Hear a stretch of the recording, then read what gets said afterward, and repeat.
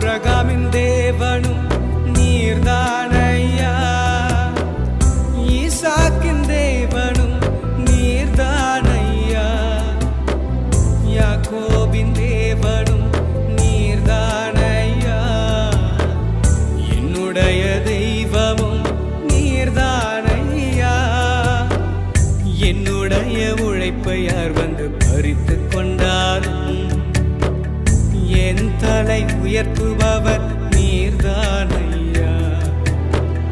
என்னுடைய உழைப்பை யார் வந்து பறித்து கொண்டாலும் என் தலை உயர்த்துபவர் நீர்தானையா.